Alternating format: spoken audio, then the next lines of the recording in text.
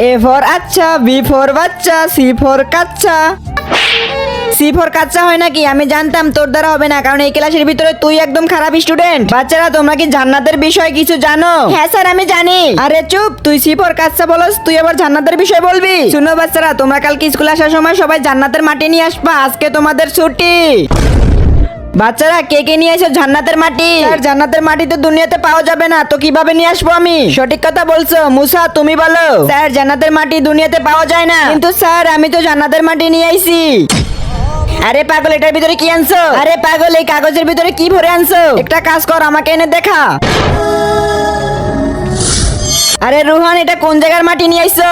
আজকে দেখবো শয়তানকে হারিয়ে কে কে আল্লাহকে ভালোবাসে। যারা আল্লাহকে ভালোবাসে তারা ভিডিওতে লাইক দিয়ে চ্যানেলটা সাবস্ক্রাইব করে দাও। শয়তানকে ভালোবাসে লাইক সাবস্ক্রাইব কিছুই করতে হবে না, আর কমেন্টে আল্লাহু আকবার লিখে যাও। স্যার আমার মা বসেছিল, তার পার তল থেকে আমি এই মাটিগুলো নিয়ে আইছি। আর আমি শুনছি মায়ের পায়ের নিচে নাকি জান্নাত হয়। বাহ রুহান, আমি তো তোমাকে পাগল ভাবছিলাম, কিন্তু তুমি তো অনেক ইন্টেলিজেন্ট। তুমি কি বোকা নাকি ইন্টেলিজেন্ট? কমেন্টে বলে যাও।